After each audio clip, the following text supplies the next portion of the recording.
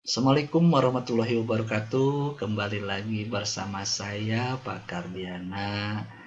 Hari ini kita akan melanjutkan ya bab rangkaian arus listrik DC.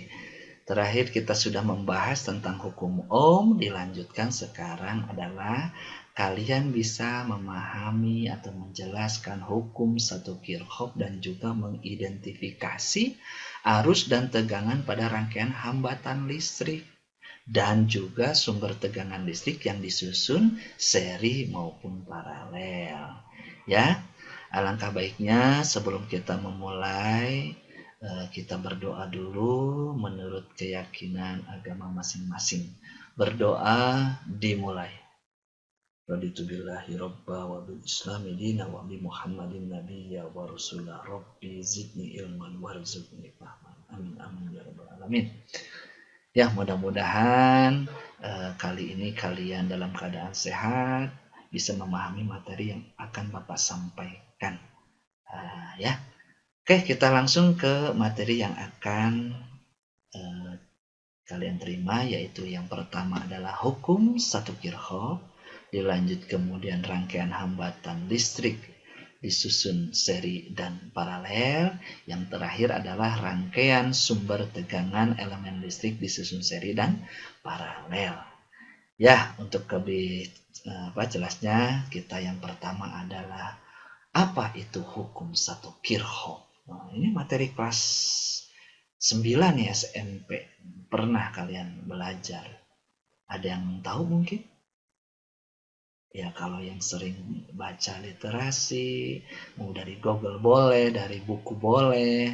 Ya, ini pasti berhubungan dengan arus listrik yang masuk sama arus listrik yang keluar ya. Ya, betul nggak? Ya, Bapak punya nih literasinya nih. Coba kalian pahami dulu nih. Nah, menurut hukum satu Kirchhoff, ya, jumlah arus yang masuk ke titik cabang sama dengan arus listrik yang keluar dari titik cabang. Jadi jumlahnya sama. Gimana Pak maksudnya? Ini lihat, Bapak punya titik nih, titik cabang. Ada berapa arus yang ada di sini?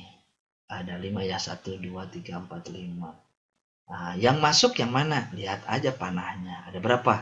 Tuh, 2, 3. Ada 3 yang masuk ya. Ada I1, I3, dan I4. Kalau yang keluarnya ada 2, I2 dan I5. Nah, jadi menurut matematik, kalimat ini bisa ditulis dalam bentuk persamaan. Jumlah, ya. Jumlah itu dalam matematik adalah sigma. Ya, arus listrik itu adalah I, masuk itu simbolnya masuk. Nah, sama dengan berarti sigma arus listrik yang keluar. Ini yang sering kalian temui nih. Sigma I masuk sama dengan sigma I keluar. Jadi kalau ditanya yang masuk berapa tadi? Berarti jumlahkan I1 tambah I3 sama I4. Yang keluar mana? Berarti I2 ditambah I5 yang ini. Maka ditulislah persamaannya menjadi ini. Jadi ya? Oke. Untuk jelasnya, ya kita coba dengan eksperimen virtual ya. Coba Bapak punya lampu ada 1, 2. Lampu ini identik, ada keterangan di sini. Berapa ohm? 5 ohm. Ini juga 5 ohm ya. Kemudian Bapak punya saklar. Kemudian baterainya kita ambil yang 6. Kemudian kita susun atau rangkai, karena bab kita itu tentang rangkaian arus searah atau DC ya. Kita sambung-sambungkan rangkai. Nah, ini ada titik cabang sekarang. Nah, kita sambungkan ke kutub negatifnya pada sumber tegangan listrik, yang positifnya ke salah satu lagi. Oke, ini rangkaian disebut rangkaian terbuka. Kalau ini rangkaian tertutup, kita nyalakan on. Nah, ini rangkaian tertutup. Nah, sekarang ingin tahu apakah arus yang masuk sama dengan arus yang keluar. Kita coba di titik percabangan ini 1. Yang satu lagi di sini. Nah, lihat angkanya. Sama ya? Tuh, berlaku hukum satu Kirchhoff. Nah, sekarang ini kan ada bercabang dua nih. Ada yang lampu satu di atas, ada lampu di bawah. Bisa nggak kalian memprediksi berapa arus yang melalui lampu pertama? Lebih atau kurang dari 2,4? Ya, betul. Kurang ya. Karena kan dia terpecah ada dua. Coba kita cek. Lihat.